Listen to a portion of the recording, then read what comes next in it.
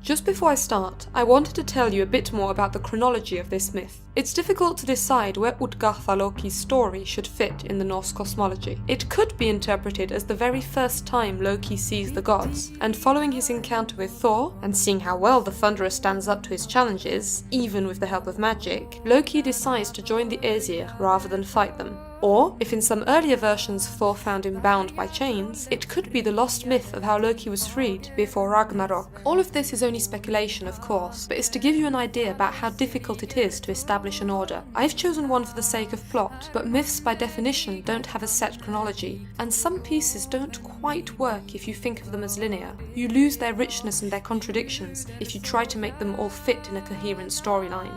So, where were we? Thor, Thjalfi, and Loki walk into Utgarthaloki's hall. There were lots of Jotun there, and most of the Jotun were giants, as in big. Thor went up to greet Utgarthaloki at the head of the table. The master of the house ignored him at first, just to rub his superiority into Thor's face. When he finally deigned to say hello, he immediately added that anyone invited in his hall had to have some skill to show for it. He didn't mention the gods hadn't actually been invited. Loki, who was starving, said he could eat faster than anyone else. It was an excuse to binge on food as much as anything else. Utgarthaloki called out the Jotun assembled in the hall, and Loki got up and offered to duel against Loki. Now, for the sake of the story, I will not translate the names of the different opponents our heroes get to fight. Not now, anyway. Although obviously Loki and Thor both spoke Old Norse, and shouldn't have needed a translation. But let's say they weren't listening properly. Loki and Logi started at either end of a long table. It was to whoever had eaten the most once every dish was empty. They ate as fast as they could, moving towards the center of the table. They ate at the same speed and met midway through the table when they had both eaten through their half. It could have been called a draw, only Logi had eaten not only the meat but also the bones, the plates, the glasses and the forks. What? Said Loki. Who eats the cutlery? That's not winning, that's just bad manners. Still, Logi has won, said Utgarthaloki. So what, you buy a new set every day? Grumbled Loki. But all the giants agreed he had lost the game. Anyone else? Asked Utgarthaloki, who was starting to have fun.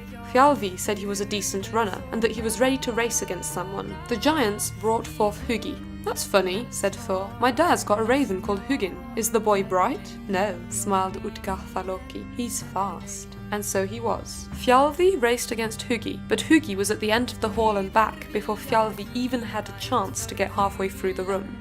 Let's do 2 other races, said Utgarthaloki. What for? Thjalfi is obviously slower, said Thor. But Utgarthaloki had a bad case of OCD, which meant they had to do everything 3 times. So Thjalfi and Hugi ran 3 races, and 3 times Hugi completely humiliated Thjalfi. But again, he was a poor human boy in the midst of giants and gods, so I'm not sure what more could be expected from him. He ran decently for, you know, a 10-year-old. Thor was getting annoyed at his friends and servant covering themselves, and him, vicariously, with ridicule. He got up and said he was up for any challenge the giants wanted to test him with. He was pretty sure he could beat them at anything. At this point, I feel Utgarthaloki should have presented him with crosswords, but he wasn't as cruel as me. He brought out a large drinking horn and handed it to Thor. If someone can empty this horn in one go, he's considered a good drinker, he said. 2 attempts make him a decent drinker, but no one fails to drink it in 3 gulps. You're just saying that so Thor tries 3 times, mumbled Loki.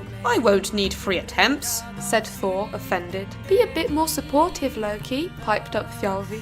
Thor brought the horn to his lips. It didn't look too deep, so he wasn't worried. He drank as much as he could without drawing breath before putting it back down. To his dismay, the level of the ale had barely gone down. It looked as if he'd only dipped his lips in it to taste it. Thor frowned and drank again, forcing himself to swallow down even when he started struggling for breath. He only stopped when he thought he might choke. He glanced at the horn, which had only gone down enough so as to not spill when you walked around with it. You've left quite a lot for your 3rd go, chuckled Utgarthaloki.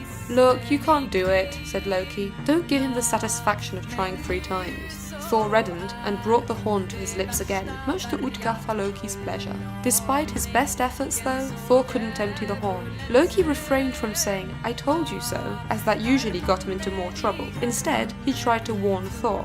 I don't think you can win any of these. How dare you? I can beat giants anytime, growled Thor. Dude, the games are rigged, said Loki. Isn't it obvious? Haven't you been listening to their names? But Thor wasn't paying attention, too busy grumbling that Loki had no faith in his talents, but that he would show them, all those Jotun brood, what the great and mighty Thunderer could do when idiots were getting on his nerves. Give me another challenge, he roared. Utgarfa-Loki looked embarrassed and said he wasn't too sure what he could offer Thor that wouldn't hurt him. In the end, he admitted having a cat, which children here lifted for fun. It was quite a hefty cat, so Thor could try lifting it if he really wanted to. Does the cat have a telltale name? Asked Loki. It's called Jormungandr. No, not at all.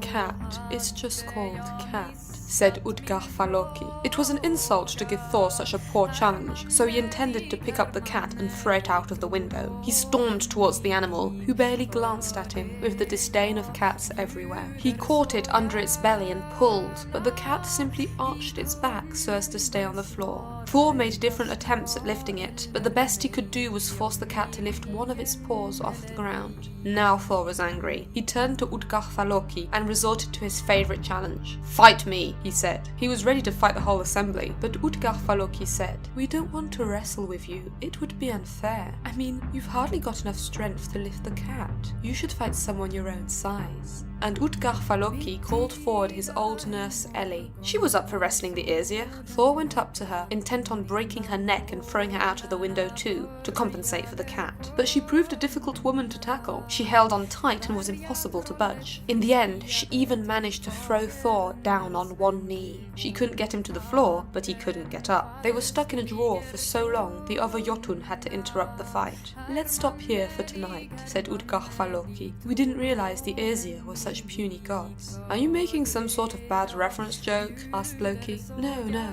I'm just saying it's time for bed. So they all went to sleep, although Thor nightmared of cats and old women and his dad Odin learning about this humiliation and teasing him with it. The next morning, when they were ready to leave, Utgarfa-Loki walked them to the gates and opened the door for them. Once they were out, Utgarfa-Loki said, Congratulations for your challenges yesterday. Don't, said Thor. I don't want to hear about that ever again. You shouldn't be ashamed, said Utgarfa-Loki. I was using magic. No shit, Sherlockson, said Loki. I was Skrimir who came to meet you and guided you here. I tied my bag with iron wire so you wouldn't be able to open it and eat. A brief note here. The word used by Snorri for iron wire is grisjarn. It's probably there to indicate a magical tie. The word gris could be borrowed from Old Irish, where it means deception, trickery. So rather than physical iron wire, it should be understood more as the yarn of deceit.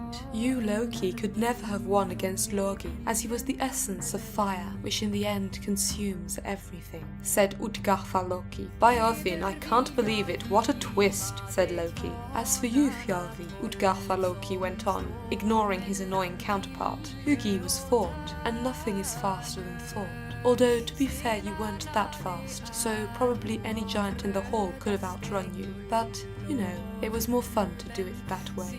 It turned out the magical horn was linked to the sea, and Thor had drunk enough for the tide to turn. It doesn't say much for Thor's taste buds, I must say, if you didn't notice he was drinking salt water instead of ale. But anyway, Thor is the god of war, not of food tasting. The cat wasn't a cat at all, it was Jormungandr, the world snake. Thor lifted it high enough for only its head and its tail to still touch the ground, and he nearly lifted it up to the sky. But by definition, Jormungandr encircles the world, and he can't be dragged out of it and above it. And finally, Ellie was old age, to which everyone yields to in the end. It was a wonder Thor hadn't lost to her. There has never been anyone, and there never will be, who does not bow down to old age when they get to meet her, said Utgarfa-Loki. All the gods have the gift of immortality thanks to Idun's magical apples, but it seems this either escaped Utgarfa-Loki, or maybe it meant that most gods would, if they weren't immortal, yield to old age, whereas Thor was obviously fated to die young, or to be a sprightly old man maybe, or to have a bad knee when he got old. Something symbolic of that ilk.